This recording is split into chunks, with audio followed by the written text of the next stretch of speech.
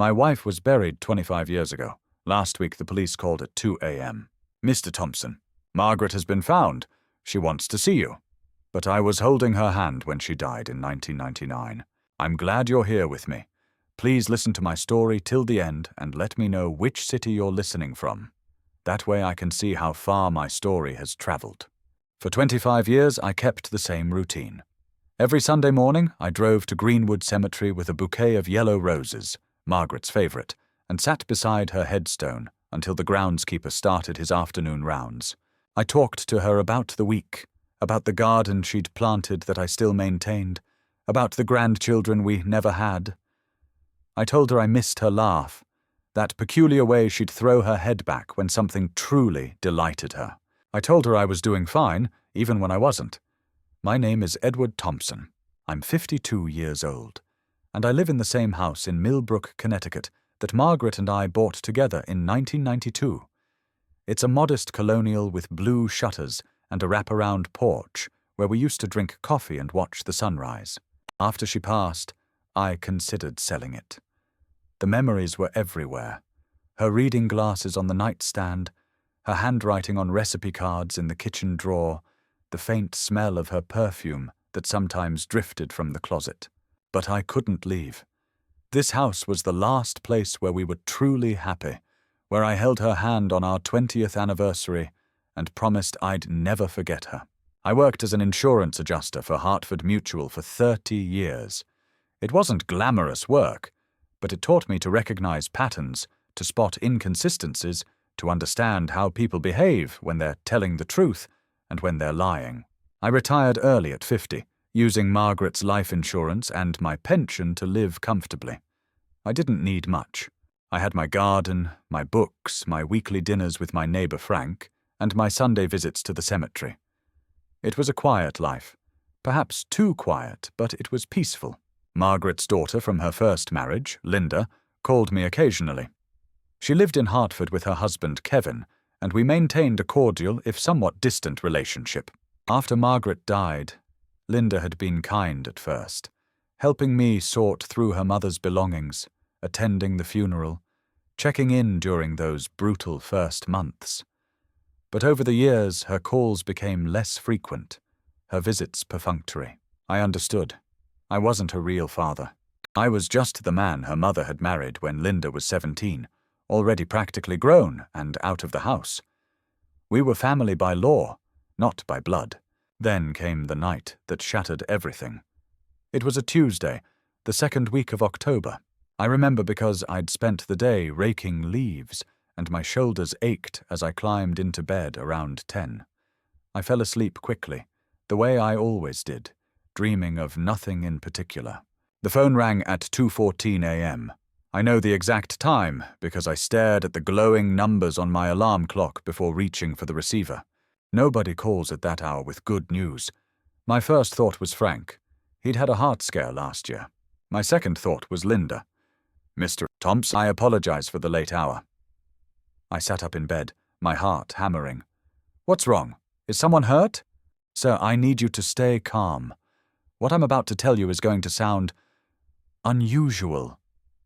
He paused. Margaret has been found. She's alive, Mr. Thompson, and she's asking to see you. The words didn't make sense. They couldn't make sense.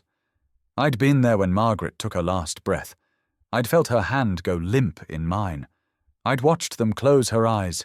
I'd kissed her forehead one final time before they took her away. I'd buried her. I'd mourned her for 25 years. That's impossible, I said, my voice barely above a whisper.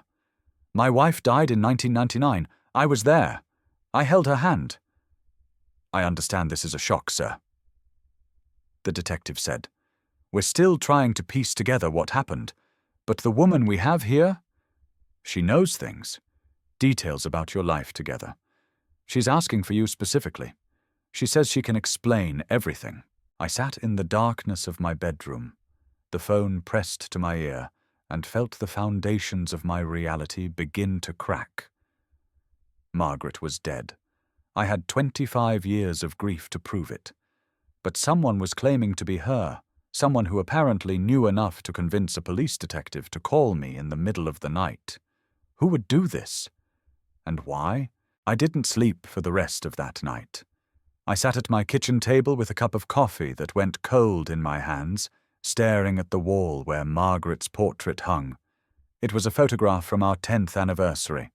Her hair still dark, her smile radiant, her eyes full of the life that would leave them 4 years later.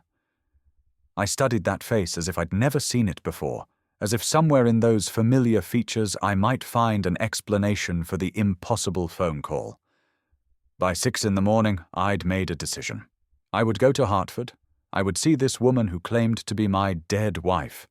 I would look into her eyes and prove to myself, and to whoever was behind this cruel hoax, that I knew the difference between Margaret and an imposter. The drive took 40 minutes. But it felt like hours. My hands gripped the steering wheel so tightly that my knuckles turned white. I kept running through scenarios in my mind. A con artist who'd researched my history. A mentally ill woman who genuinely believed she was Margaret. Some elaborate prank orchestrated by people I'd never met for reasons I couldn't fathom. None of them made sense. All of them terrified me. The Hartford Police Department was a grey concrete building that I'd passed 1,000 times without ever having reason to enter.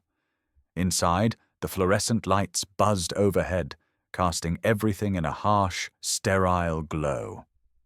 A desk sergeant directed me to the 3rd floor, where Detective Harris was waiting. He was younger than I'd expected from his voice, mid-30s, with a close-cropped beard and tired eyes.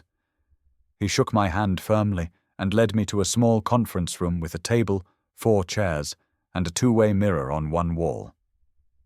"Before you see her," Harris said, "I need to prepare you. This woman, she's convincing. She knows details about your marriage that aren't public record. Names, dates, private moments. Either she is who she claims to be, or someone went to extraordinary lengths to prepare her. She's not my wife." I said flatly. "My wife is dead." Harris nodded slowly. "I understand, but I need you to keep an open mind. We've had cases before where people presumed dead turned up years later. Amnesia, abduction, witness protection, stranger things have happened. Not." The door opened into a small interview room. A woman sat at the table, her hands folded in front of her. She looked up when I entered, and my breath caught in my throat. She looked like Margaret. The same high cheekbones, the same delicate nose, the same curve of the jaw. Her hair was grey now, cut short in a style Margaret had never worn, and there were lines around her eyes and mouth that hadn't been there 25 years ago. But the resemblance was undeniable. It was as if someone had taken Margaret and aged her, added the years she'd been denied. "Edward," she said, and even her voice was right, that slight huskiness, that warmth. "I knew you'd come." I stood frozen in the doorway. My logical mind screamed that this was impossible, that this woman was a fraud, that I was being manipulated. But my heart, my foolish, grieving heart, wanted so desperately for it to be true. "Who are you?" I asked, my voice cracking. "You know who I am," she said. "I'm your wife. I'm Margaret." I sat down across from her, my legs unsteady. Up close, the resemblance was even more striking. She had a small scar above her left eyebrow. Margaret had gotten one just like it when she fell off her bicycle at age 10. She wore a simple gold band on her left ring finger, the same style as Margaret's wedding ring. "This is impossible," I said. "I know it seems that way." She reached across the table, and before I could pull back, her fingers brushed mine. Her touch was warm, real. "I know you watched me die. I know you buried me. But it wasn't me, Edward. They took me. They kept me hidden for 25 years, and now I've finally escaped." "They?" I repeated. "Who?" "People who wanted me to disappear. People who had reasons to make you believe I was dead." She leaned forward, her eyes locked on mine. I can prove it. I can tell you things only Margaret would know. The song we danced to at our wedding. The name you wanted for the daughter we never had. The words I whispered to you the night before I supposedly died. My head was spinning. I wanted to stand up, to walk out, to drive home and forget this had ever happened. But I couldn't move. The woman who died in that hospital. She continued. She was a stranger. They switched us somehow. I don't understand all the details yet. But I'm here now. I'm real. And I need you to believe me. I studied her face, searching for the flaw that would expose the deception. There had to be something. A wrong detail, a slip of the tongue, an expression that didn't match. But she held my gaze steadily, and in her eyes I saw something that looked terrifyingly like love. Tell me, I said slowly, about our first date. She smiled, and it was Margaret's smile exactly. You took me to that little Italian restaurant on Maple Street, Luigi's. You ordered the chicken parmigiana even though you hate chicken, because you were nervous and it was the first thing you saw on the menu. We talked for 3 hours and closed the place down. When you drove me home, you were too shy to kiss me, so I kissed you instead. Every word was true. Every detail was correct. I'd never told anyone the story about the chicken parmigiana. It was too embarrassing. How could she possibly know? This doesn't make sense. I whispered. I know. She said, but sense or not, I'm here. And I need you to help me, Edward. I need you to bring me home. I left that room with my mind in chaos. In the hallway, Detective Harris was waiting. Well? He asked. I didn't know how to answer. The woman in that room knew things she shouldn't know. She looked like my wife, spoke like my wife, touched me like my wife. But Margaret was dead. I'd watched her die. I'd buried her body in the ground, hadn't I? I drove home in a daze, barely registering the traffic around me. When I pulled into my driveway, I sat in the car for a long time, staring at the house where Margaret and I had built our life together. I thought about the years of grief, the lonely nights, the endless Sunday mornings at her grave. Had all of it been based on a lie? I needed to know the truth. I needed proof, one way or another. And I realized, with a cold clarity that cut through my confusion, that there was only one way to get it. I was going to have to investigate my own wife's death. The next morning, I began my investigation with the most logical step, the death certificate. I'd filed it away years ago with our other important documents, never imagining I'd need to look at it again. It was in a fireproof box in my closet, beneath our marriage license and the deed to the house. I sat at the kitchen table and spread the document before me. Margaret Ellen Thompson, née Reynolds. Date of death, March 14th, 1999. Cause, complications from ovarian cancer. Attending physician, Dr. Robert Hensley. Funeral home, Morrison & Sons. Everything looked legitimate. Everything matched my memories. But memories, I was learning, could be deceived. I called Morrison & Sons and spoke with a young man who hadn't been born when Margaret died. He put me on hold for 15 minutes while he searched their records, then came back with confirmation that Margaret Ellen Thompson had been cremated and her remains interred at Greenwood Cemetery. Cremated. The word hit me like a punch. I'd always thought Margaret was buried there, her body beneath the earth I'd stood upon every Sunday for 25 years. But we'd chosen cremation. I remembered now, though the memory felt distant, unreliable. Had I actually made that choice? Or had someone made it for me? The next call was to Dr. Hensley's office. His receptionist informed me that Dr. Hensley had retired 8 years ago and passed away in 2021. Dead end. But there had to be hospital records, nursing notes, something that documented Margaret's final hours. I'd been there. I remembered the beeping of the machines, the hushed voices of the nurses, the way Margaret's breath had grown shallow and then stopped. Those memories were vivid, painful, real. They couldn't all be fabrications, could they? I was deep in thought when my doorbell rang. Through the peephole, I saw Linda standing on my porch, her husband Kevin beside her. My stomach tightened. I hadn't called them about the woman claiming to be Margaret. I wasn't ready to explain something I didn't understand myself. So why were they here? I opened the door. Linda smiled, but it didn't reach her eyes. She was a handsome woman in her early 40s, with her mother's cheekbones, but none of her warmth. Kevin stood behind her like a bodyguard, thick-necked and square-jawed, his expression carefully neutral. "Edward," Linda said. "We heard what happened. We came as soon as we could." "Heard what happened?" I repeated. "How?" She exchanged a glance with Kevin. "A friend of Kevin's on the force mentioned it. A woman claiming to be my mother? We thought you might need support." I didn't believe her. In 25 years, Linda had never shown up at my door uninvited. She called on holidays, sent cards on my birthday, attended the occasional family dinner when her schedule allowed. But spontaneous visits, never. "I'm fine," I said. "It's obviously a scam of some kind. The police are handling it." "But you went to see her," Linda pressed. "Kevin's friend said you spent almost an hour with her. Edward, you can't seriously believe—" "I don't believe anything yet," I cut in. "I'm gathering facts." Kevin stepped forward, placing a hand on Linda's shoulder. He'd been a cop himself before retiring. Disability, he'd claimed, though I'd never seen evidence of any injury. "Ed, I know how these scams work.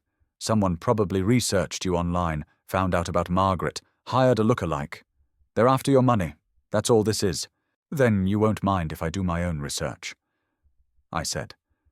Something flickered across Linda's face. Annoyance? Fear? It was gone before I could identify it. "Of course not," she said smoothly. "We just don't want you to get hurt. You've been alone too long. It makes people vulnerable." "I appreciate your concern," I said, and closed the door. I stood in the foyer, my heart racing. Linda's visit had confirmed something I'd only half suspected. She was involved. The timing was too convenient, her knowledge too specific. A friend on the force. How would a Hartford detective know to contact her unless she'd already been in touch with him? I returned to my investigation with new urgency. Using my computer, I searched for information about Kevin's police career. He'd served 12 years before his supposed disability retirement. Respectable, but not distinguished. A few commendations, no disciplinary actions. But when I dug deeper, I found something interesting. He'd been assigned to the records department for his last 3 years. Records. The place where death certificates were filed, where case files were stored, where documents could be altered without anyone noticing. The pieces were starting to connect. But I needed more. I needed to know if the woman claiming to be Margaret was part of this scheme, or a victim of it. That afternoon, I drove back to Hartford. Detective Harris wasn't available, but I convinced the desk sergeant to let me see the woman again. She was in the same interview room, looking tired but composed. "You came back," she said. "I wasn't sure you would." "I have more questions. Ask them." I sat down across from her, studying her face for any crack in the facade. "If you're really Margaret, tell me about Linda." Her expression shifted, a subtle tightening around the eyes. "Linda," she repeated slowly. "My daughter. Yes. Your daughter. What was her childhood like? What were her dreams? What kind of relationship did the two of you have?" She was quiet for a long moment. "Linda was always difficult. She resented me for leaving her father. She resented you for taking his place.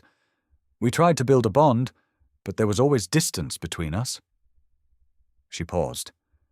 She was jealous, I think. Jealous that I found happiness with you when she couldn't find it for herself. The assessment was accurate. Brutal, but accurate. Linda had been a resentful teenager, a distant adult, a daughter who tolerated her mother but never truly loved her. Margaret had grieved over it privately, blaming herself for the divorce, wondering what she could have done differently. "Why would someone want to make me believe you were dead?" I asked. "I don't know," she said. "But whoever they are, they kept me prisoner for 25 years. They drugged me, controlled me, made me forget who I was. It's only in the last year that I started to remember your face, our house, our life together. I escaped 3 weeks ago. I went to the police because I didn't know where else to go." "Where were you held?" "A facility. I don't know where exactly. They moved me several times. It was like a hospital, but not a hospital. The people who worked there called it treatment, but it was captivity. The story was outlandish, the stuff of movies and conspiracy theories. But something in her voice rang true, a raw pain that couldn't be easily faked.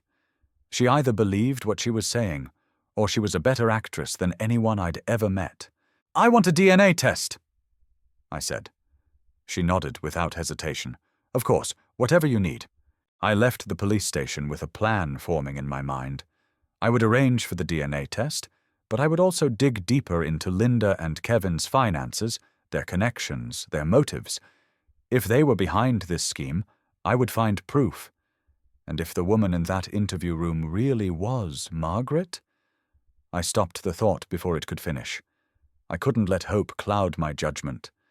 25 years of grief had taught me that hope was dangerous, that it could blind you to the truth.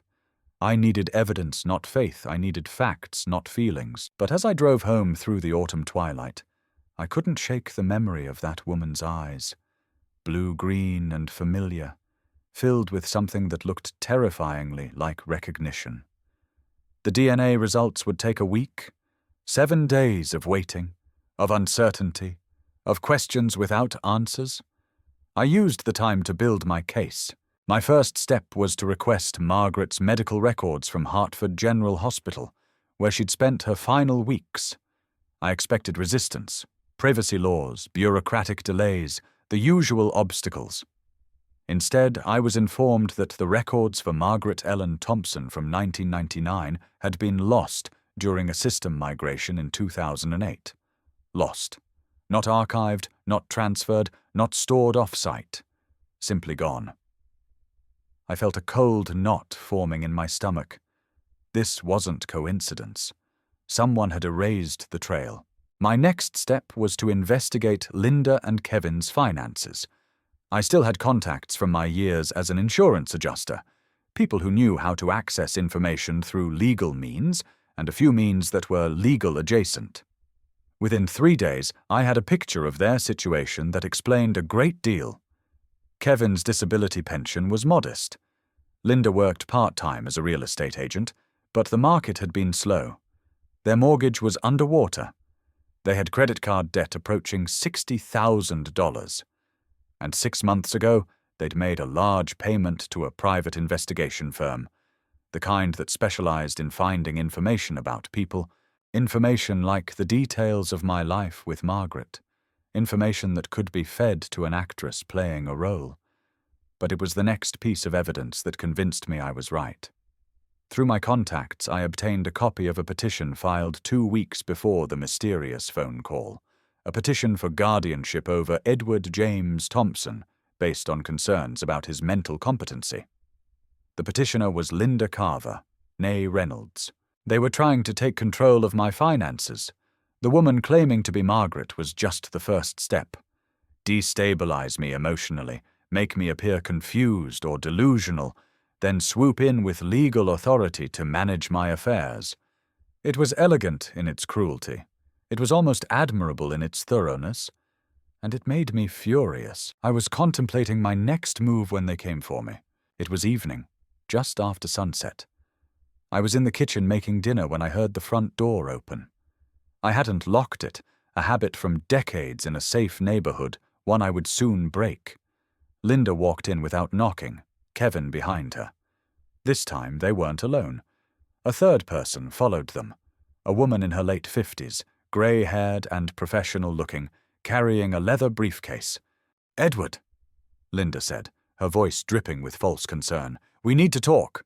I set down my spatula. You need to leave. Please, just hear us out. She gestured to the woman. This is Dr. Patricia Voss. She's a psychiatrist. We asked her to come because we're worried about you. A psychiatrist, I repeated flatly. You brought a psychiatrist into my home without my permission. Dr. Voss stepped forward with a practiced smile. Mr. Thompson, your stepdaughter has expressed concerns about your mental state. The stress of this situation, a woman claiming to be your deceased wife, it would be overwhelming for anyone. There's no shame in needing help. I don't need help. I need you to leave. Kevin moved closer, positioning himself between me and the door. Ed, we're trying to protect you. This woman at the police station, she's conning you. You can't see it because you're too emotionally involved, but we can see it. Let us help. I looked at Kevin, his steady gaze, his relaxed posture, his hand resting casually near his hip where a gun would have been if he were still on the force. I looked at Linda, her expression a mask of loving concern that didn't quite hide the calculation in her eyes. I looked at Dr. Voss with her briefcase full of forms that would declare me incompetent, that would hand my life over to people who wanted to strip it for parts. I know what you're doing, I said quietly. The guardianship petition, the medical records that conveniently disappeared, the friend on the force who told you about the woman before I even had a chance to process it myself. I took a step toward them, and I saw Kevin tense. You think I'm a fool. You think because I'm old and alone and grieving, I'll be easy to manipulate. But you forgot something important about me, Linda. I spent 30 years investigating fraud. I know exactly what it looks like. Linda's mask slipped. For just a moment I saw the real her, cold, angry, cornered. You don't know what you're talking about. I know about the private investigator you hired. I know about your debts. I know about the petition you filed claiming I'm mentally incompetent. I smiled grimly. And I know that woman at the police station isn't your mother. I'll have DNA proof of that in a few days.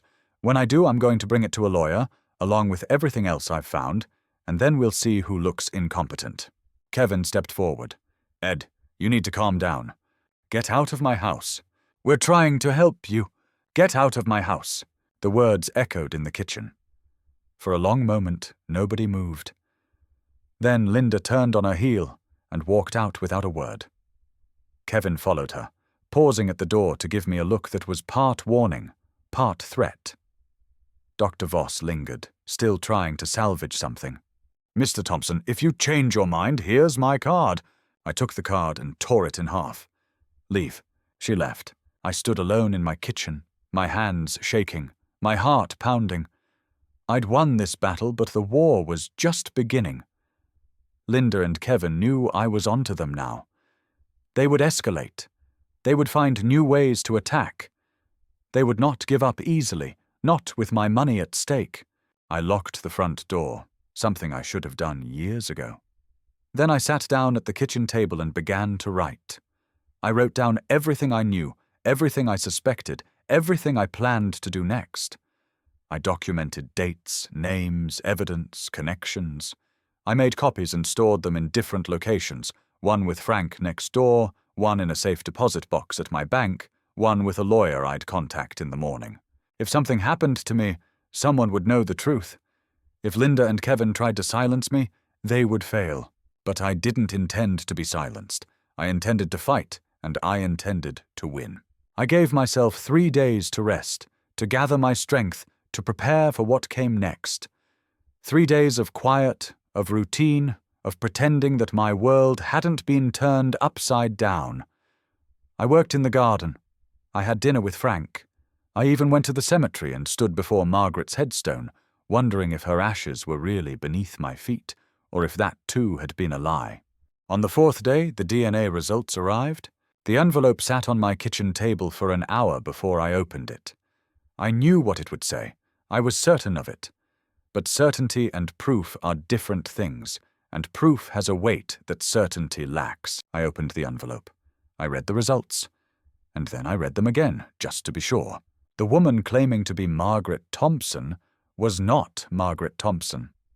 The DNA comparison with Margaret's medical records, which I'd obtained from a secondary source, the oncologist's office rather than the hospital, showed no match. The woman was a stranger, a fraud, a tool in Linda's scheme. I should have felt vindicated. I should have felt relief. Instead, I felt hollow. Some small, foolish part of me had hoped against hope that the impossible was true, that Margaret had somehow survived, that I would have her back after all these years. That hope died with the DNA results, and I grieved for it like a second death, but grief would have to wait. I had work to do. My lawyer was named Harrison Chen. He was younger than me by 20 years, sharp as a razor, and completely unimpressed by wealth or authority. I'd used him for estate planning after Margaret died, and I'd trusted him ever since. I called him the morning after the DNA results arrived and laid out everything I knew. He listened without interrupting, his expression growing more serious with each new detail. When I finished, he was quiet for a long moment. "This is criminal fraud," he said finally. "Multiple counts, filing false statements, attempted theft by deception, conspiracy. If we can prove Linda and Kevin orchestrated this, they're looking at serious prison time. Can we prove it? The DNA results are a start. The guardianship petition establishes motive. The private investigator creates a paper trail." He tapped his pen against his desk. "But we need to connect them directly to the woman impersonating your wife. Do you know who she is?" I didn't. The police had taken her into custody for questioning, but they hadn't shared her identity with me. She was being held as a person of interest while they investigated her claims. "I'll file for discovery," Harrison said, "and I'll request a meeting with the district attorney. But, Edward, you need to be careful. If Linda and Kevin are willing to go this far, they might be willing to go further. Do you have somewhere safe you can stay?" "I'm not," he nodded, unsurprised. "Then at least get a security system, and document everything. Every phone call, every visit, every contact they make. If they threaten you or try to intimidate you, we'll add those charges to the pile." I left Harrison's office feeling something I hadn't felt in weeks. Hope. Not the foolish hope that Margaret was alive, but a harder, cleaner hope. The hope that justice would be done. Linda and Kevin had underestimated me. They'd seen an old man living alone and assumed he would be easy prey. They were wrong. The next few days were quiet. Too quiet. I installed the security system Harrison recommended. I changed my locks. I told Frank next door to call the police if he saw anyone suspicious around my house. And I waited for Linda and Kevin to make their next move. They didn't. No phone calls, no visits, no legal filings. The silence was unnerving. Were they regrouping? Planning something new? Or had they realized they were caught and decided to cut their losses? The answer came from an unexpected source. My neighbor's wife, Dorothy. She was a kind woman in her 60s, a retired nurse who knew everyone in the neighborhood and kept track of everything that happened on our street. She brought me a casserole one evening, her way of offering support without prying, and mentioned casually that she'd seen Linda's car parked down the block 3 times in the past week. "Just sitting there," Dorothy said. "Engine off, nobody getting out. I thought it was strange." They were watching me, waiting for something. The knowledge made my skin crawl, but it also confirmed what I already suspected. They weren't giving up. They were planning their next attack. I called Harrison and told him about the surveillance. He added it to his file and advised me to stay vigilant. Then I called Detective Harris at the Hartford Police and asked about the woman who'd claimed to be Margaret. "She's still in custody," Harris said. "She's not talking much, but we've identified her. Her name is Susan Dow. She's got a record.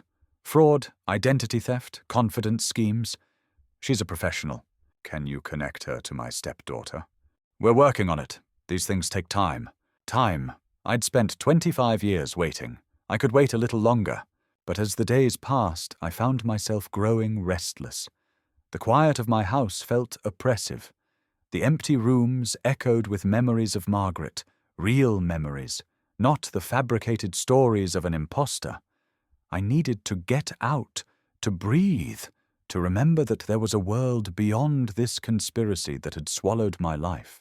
I went to the senior center downtown, a place I'd visited occasionally for coffee and conversation.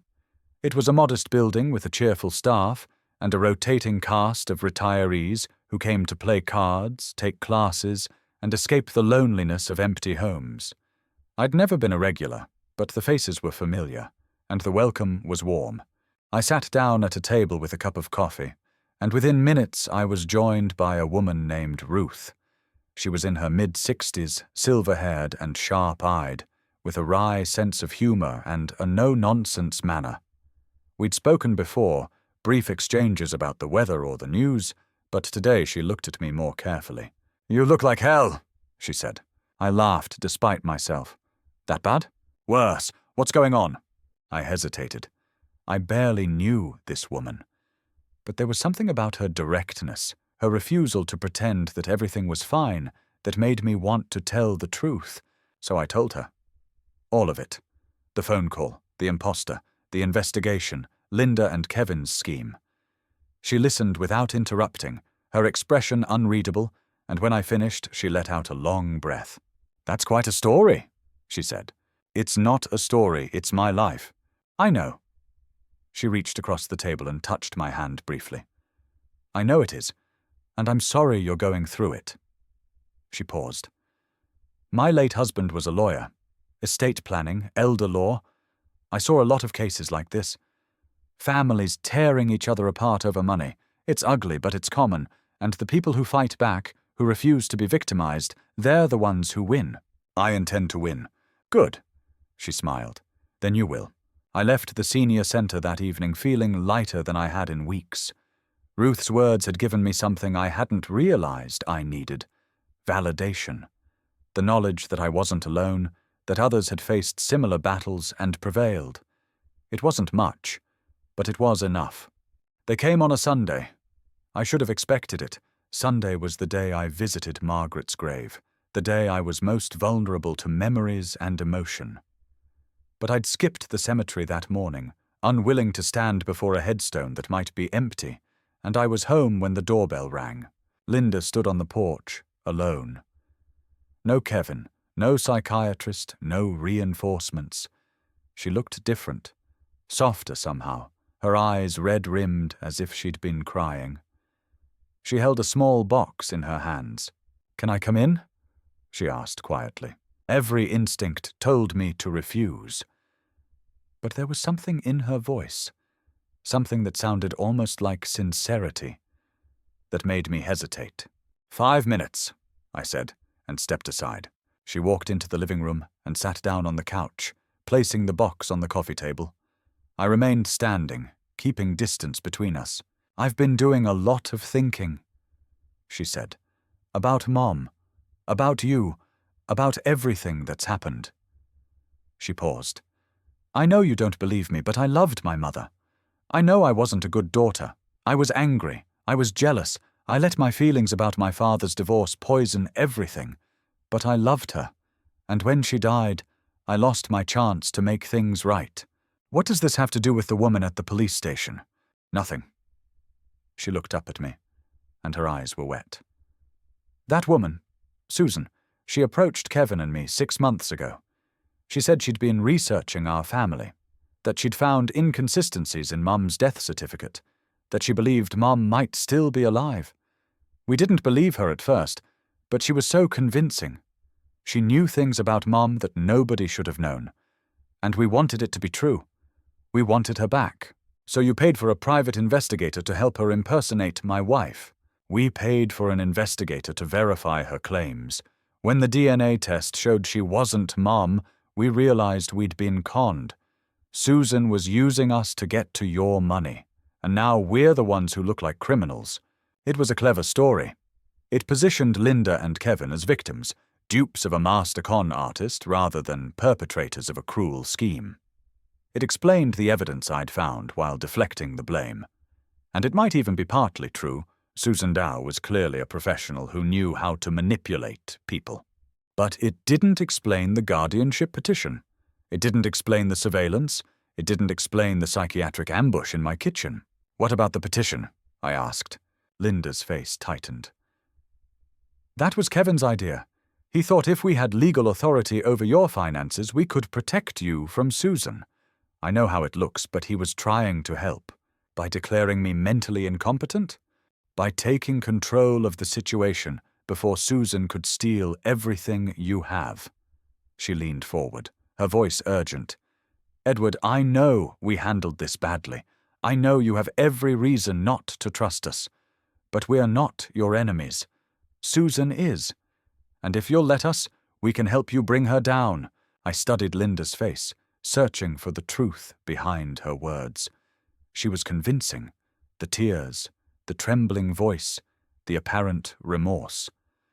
If I hadn't found the evidence myself, if I hadn't seen her cold expression when I confronted her in the kitchen, I might have believed her. But I had seen it, and I knew better. The box, I said, nodding toward the coffee table. What's in it? Linda picked it up and opened the lid. Inside, nestled in tissue paper, was a small porcelain figurine, a bluebird with wings spread in flight. I recognized it immediately. It had belonged to Margaret, a gift from her grandmother that she'd kept on her dresser for as long as I'd known her. I took it after she died. Linda said quietly. I wanted something of hers, something to remember her by. But it belongs to you. It should have always belonged to you. She held the box out to me. Her hand was shaking. I didn't take it. You think this changes anything? I think it's a start. She set the box on the table. I know you're angry. I know you don't trust me. But I'm asking for a second chance. Not for Kevin, not for myself, but for Mom. She would have wanted us to be a family. Margaret's name on Linda's lips was like a blade.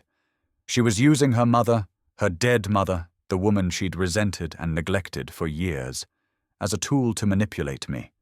It was the cruelest thing she could have done, and I felt a cold fury rising in my chest. Get out, I said. Edward, get out of my house. Her face hardened.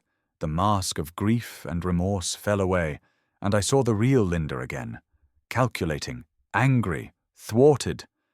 You're making a mistake, she said. You think you're so smart, but you don't know everything. There are things about Mom you never knew, things that would change how you see her. Nothing you say will change how I see your mother. But keep talking, and you'll change how I see you. She stood up abruptly, her hands clenched at her sides. Fine, have it your way, but don't say I didn't try to warn you. She walked out without another word, leaving the box on the coffee table. I waited until I heard her car start and pull away, then I locked the door and sat down heavily on the couch. The bluebird figurine glinted in the afternoon light. It was Margaret's, I was sure of that, the same slight chip on the base, the same faded paint on the wings. Linda had kept it all these years, and now she was using it as a bargaining chip. The thought made me sick, but her words echoed in my mind. There are things about Mom you never knew. What did that mean?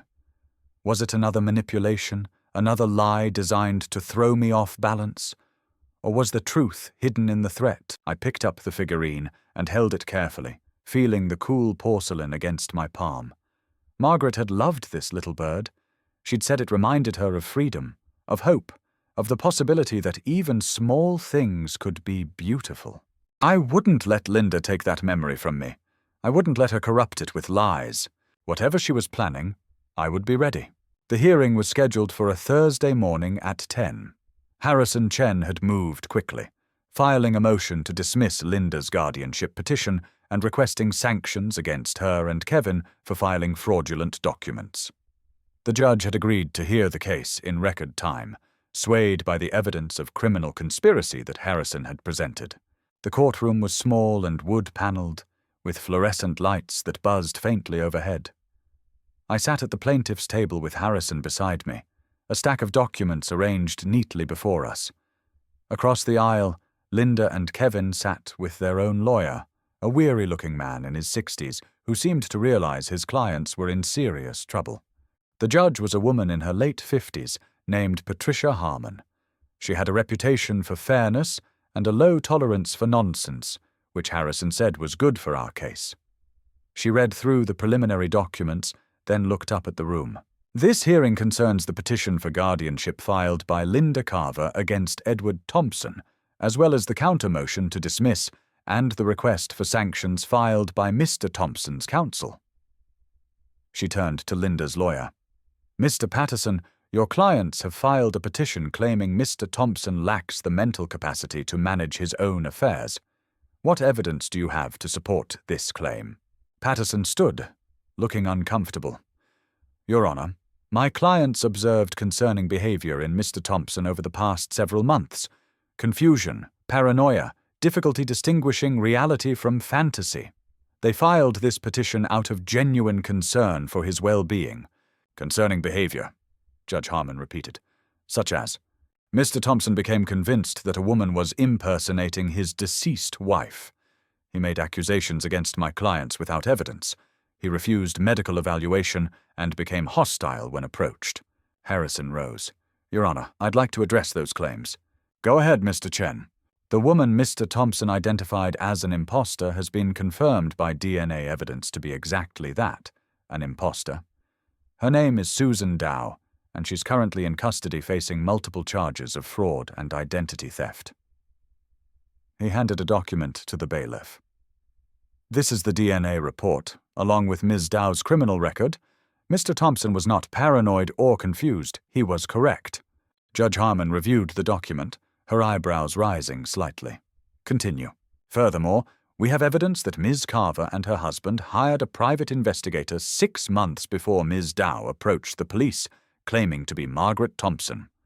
We have bank records showing payments to this investigator, as well as to a cosmetic surgery clinic where Ms. Dow had procedures to alter her appearance. He handed over another stack of documents. Mr. Thompson was not making accusations without evidence. He was uncovering a criminal conspiracy to defraud him of his estate. The judge's expression had grown cold. She looked across the aisle at Linda and Kevin, who sat rigidly in their seats. Kevin's jaw was tight. Linda's face was pale. Mr. Patterson, Judge Harmon said, do your clients wish to respond to these allegations? Patterson glanced at Linda, who nodded sharply. He stood again, his voice strained. Your Honor, my clients maintain that they were deceived by Ms. Dow. They believed her claims about Mrs. Thompson were genuine. The payments to the investigator and the clinic were made at Ms. Dow's request as part of what my clients understood to be a legitimate effort to recover Mrs. Thompson. A legitimate effort to recover a woman who had been dead for 25 years. Judge Harmon said flatly. Using cosmetic surgery to make a con artist look like her. My clients were vulnerable, grieving, desperate for their mother to be alive? The judge's voice was sharp. Your clients are 42 and 45 years old. They hired professionals. They paid for surgical procedures. They filed legal documents seeking to take control of their stepfather's finances. This was not grief. This was fraud. She turned. Dismissal of the guardianship petition with prejudice, Your Honor. Payment of Mr. Thompson's legal fees. And we're prepared to support criminal charges if the district attorney pursues them. Judge Harmon nodded. I'm going to grant the motion to dismiss. The petition for guardianship is denied. She looked at Linda and Kevin. As for sanctions, I'm ordering Mrs. Carver and Mr. Carver to pay all legal fees associated with this case, and I'm referring this matter to the district attorney's office for investigation of criminal fraud. Linda stood abruptly. You can't do this. He's an old man living alone. Mrs. Carver, you will sit down. The judge's voice was iron. You will not speak in my courtroom again without permission. If you have something to say, you will say it through your attorney. And if you interrupt me again, I will hold you in contempt. Linda sat down, her face flushed with rage. Kevin put a hand on her arm, but she shook it off. Judge Harmon turned back to me. Her expression softened slightly. Mr. Thompson, I'm sorry you've had to go through this. What your stepdaughter and her husband attempted to do is reprehensible. I hope the district attorney will pursue the appropriate charges. She gathered her papers. This hearing is adjourned. The gavel came down. I sat at the table, my hands folded in front of me, and let the reality settle over me like a warm blanket. It was over. The scheme had failed. Linda and Kevin would face consequences for what they'd done. And I would keep my home, my finances, my life. Harrison shook my hand, his smile broad. You did it, Edward. You beat them. I looked across the aisle at Linda. She was arguing with her lawyer in a harsh whisper, her face contorted with fury. Kevin stood behind her, his arms crossed, his expression dark. They'd lost everything, their scheme, their reputation, and likely their freedom. And they'd brought it all on themselves. I felt no satisfaction, only a cold, clear sense of justice done. The district attorney moved faster than anyone expected. Within 2 weeks, Linda and Kevin were arrested and charged with conspiracy to commit fraud, attempted theft by deception, and filing false legal documents. Susan Dow, already in custody, was charged as a co-conspirator. The trial took 3 months. Harrison worked with the prosecution to ensure that all the evidence was properly presented. The DNA tests, the financial records, the recordings from my security system that captured Linda's attempts at manipulation. Susan Dow, faced with overwhelming evidence, agreed to testify against Linda and Kevin in exchange for a reduced sentence. Her testimony was devastating. She described how Kevin had approached her through a former colleague on the Hartford police force, offering $20,000 to impersonate a dead woman. She described the meetings where they rehearsed Margaret's history, the surgical consultations where they selected the procedures to make Susan resemble old photographs. She described the plan in clinical detail: make Edward believe his wife was alive, destabilize him emotionally, then step in with legal authority and take control of his money. And if he didn't believe you? The prosecutor asked. Susan shrugged. That was Kevin's problem. He said he had ways to make an old man look crazy. The jury deliberated for less than a day. Guilty on all counts. The sentencing hearing was 2 weeks later. I didn't attend. Harrison represented me, and I'd said everything I needed to say in my victim impact statement. But he called me afterward with the results.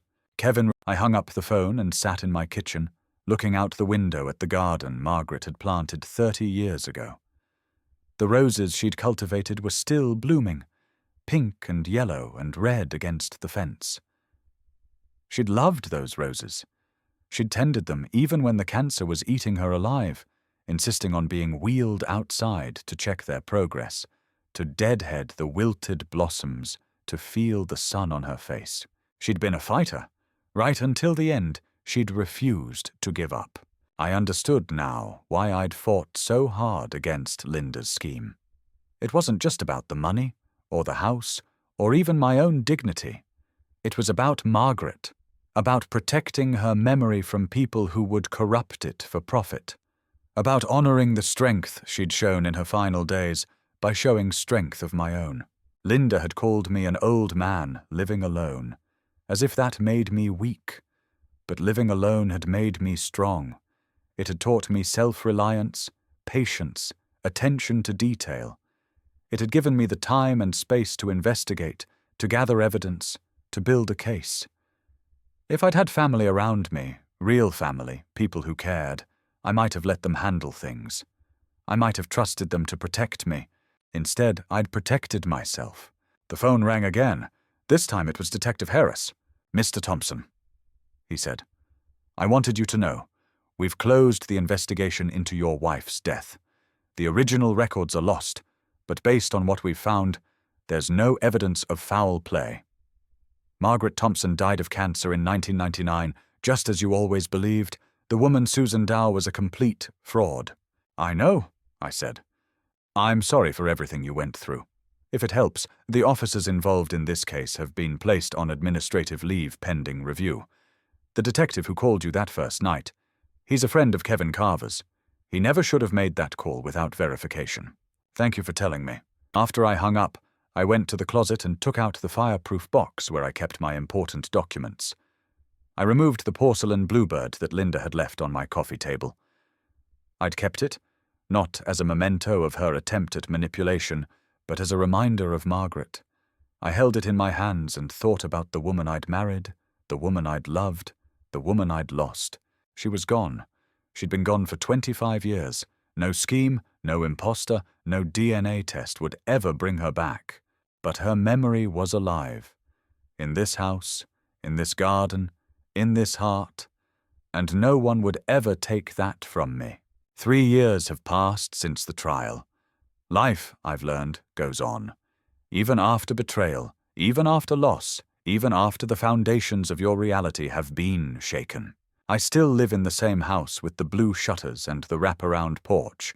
I still tend Margaret's garden, still watch the sunrise with my morning coffee, still visit her grave on Sundays with yellow roses.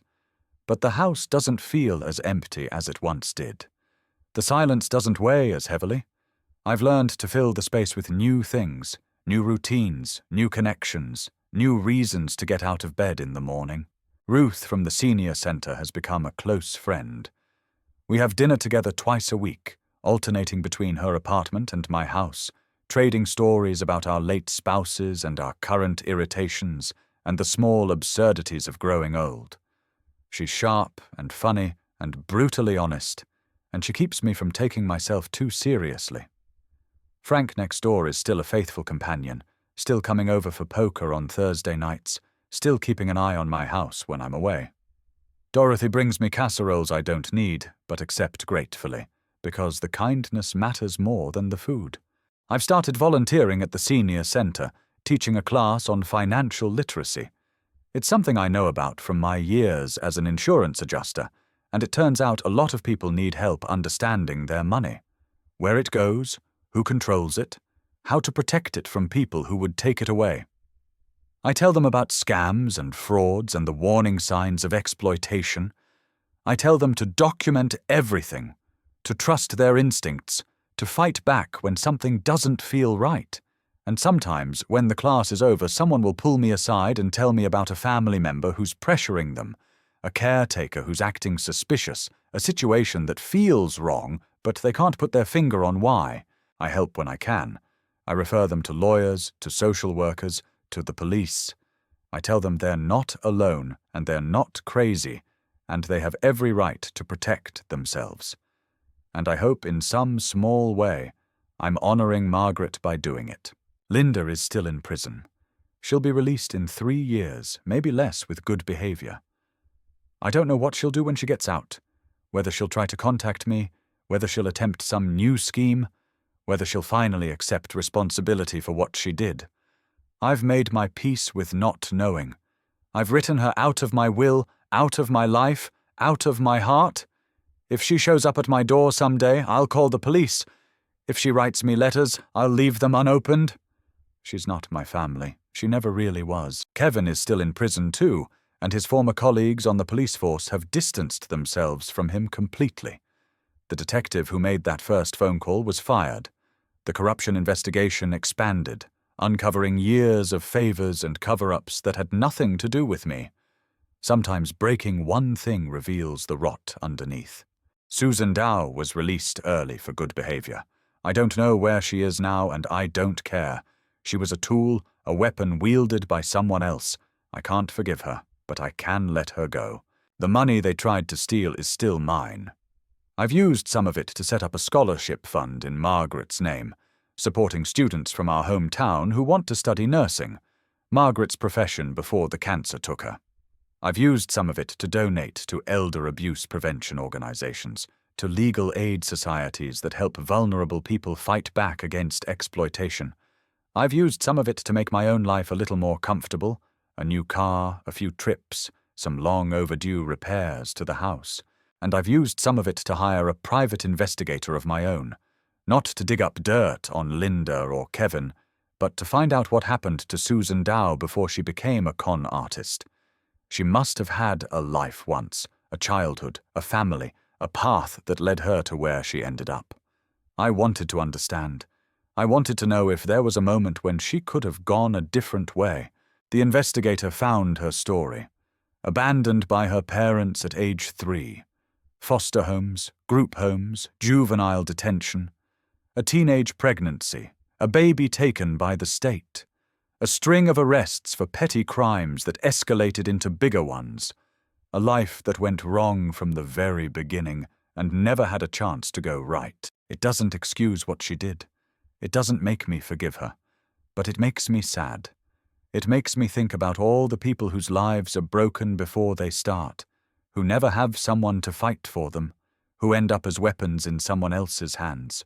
Margaret would have understood. She was a nurse. She spent her career caring for people who were sick, who were vulnerable, who needed someone to see them as human beings when the world saw them as problems. She would have looked at Susan Dow and seen the child who was abandoned, the mother who lost her baby, the woman who never had a fair shot. I'm not as good as Margaret was. I'm still angry. I still wake up some nights with my heart pounding, remembering the sound of Linda's voice on my porch, the feel of Susan's hand touching mine in that interview room. I still feel the betrayal like a wound that won't quite heal. But I'm trying. I'm trying to live the kind of life that would make Margaret proud. I'm trying to be kind when I can, to help when I'm able, to remember that everyone is fighting a battle I can't see. I think she would approve. I hope she would. So here I am, 3 years later, telling you this story. I'm not sure why I decided to share it. Maybe I wanted to warn you. Maybe I wanted to give you hope. Maybe I just wanted someone to know what happened, the whole truth, from beginning to end, without sugarcoating or softening. If you're watching this and you recognize something familiar, a family member who's pressuring you, a stranger who knows too much, a situation that doesn't quite add up, I want you to know. Trust your instincts. Document everything. Ask for help. Fight back. You're not too old. You're not too alone. You're not too weak. You're exactly strong enough to win. Now I have a question for you. What would you have done? When that phone call came at 2 a.m., when a woman claimed to be your dead spouse, when your own family tried to take everything from you, what would you have done differently? Would you have handled it better? Worse? Leave me a comment. Tell me your story. And if this one helped you at all, if it made you think, or feel, or prepare, consider subscribing. I have more stories like this one, stories about people who were underestimated and came out on top, people who were betrayed and found justice. Thank you for listening. Take care of yourselves. And remember, no matter how old you get, no matter how alone you are, you always have the power to fight back. See you in the next one.